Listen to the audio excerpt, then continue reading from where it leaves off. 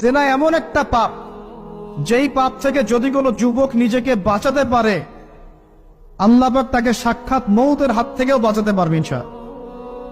কিভাবে?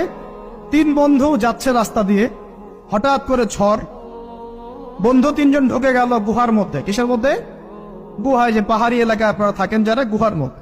হঠাৎ করে পাহাড়ের পাথর দিয়ে গুহার মুখটা বন্ধ হয়ে গেল। এখন খোলার কোনো অপশন নাই। সবাই বলছে এখন 3 জন, এখন তো আমরা বের হতে পারবো না। সবাই সবার নেক আমলের ওসিলা দিয়ে আল্লাহর কাছে দোয়া করো। কিসের ওসিলা দিয়ে? নেক আমলের ওসিলা দিয়ে দোয়া করতে হয়। হাদিস। এই ছেলে বলছে, যুবক ছেলে, আল্লাহ, আমার একজন চাচাতো বোন ছিল। কে ছিল? এই যে বয়ফ্রেন্ড গার্লফ্রেন্ড, খালাতো বোন, চাচাতো বোন। এখন তো বিচ্ছিরি অবস্থা।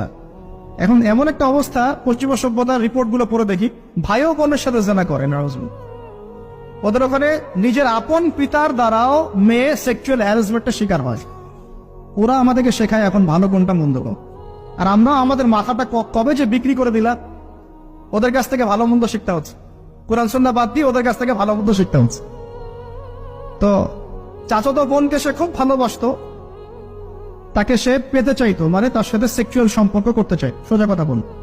এখন সেই মেয়েকে অনেক প্রস্তাব দেয়, সেই মেয়ে রাজি হয় না। শেষে বলে, যদি আমাকে 1000 বা 100 স্বর্ণ মুদ্রা দিতে পারো, দিনার, তাহলে আমি তোমার সাথে সেক্স করব, মানে জেনা করবো। নাউজুবিল্লাহ। তো সেই ছেলে অনেক কষ্ট করে এই টাকাগুলো বা এই দিনারগুলো অর্জন করে, কামাই করে, দিন রাত পরিশ্রম করে, ঠিক আপনারা যেমন করছে না। তো এরপর সে তার স্বর্ণ মুদ্রা দেয়, দিয়ে বলে যে এখন আমাকে আমার কাজ করতে দাও।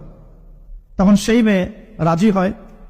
ঠিক যে মুহূর্তে তারা সেক্সুয়াল সম্পর্কটা করবে, ঠিক ওই মুহূর্তেই এই মেয়ে বলে ওঠে, হে আল্লাহর বান্দা, আল্লাহকে ভয় করো। আমি সারা জীবন আমার সতীত্বকে ধরে রেখেছি, কাউকে দেইনি। আমি কারোর সাথে এরকম অন্যায় করি নাই। আমি খারাপ মেয়ে নই।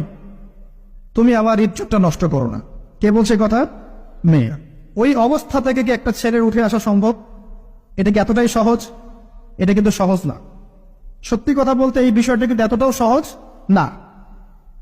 যারা অবিবাহিত তারা হয়তো বুঝতে পারবে না, বিবাহিতরা বুঝতে পারছে। তো ওই অবস্থা থেকে সেই টাকাগুলো না নিয়ে সেই স্বর্ণ মুদ্রা মেয়েকে দিয়ে ওখান থেকে সেই ছেলে উঠে আসে আল্লাহর ভয়ে।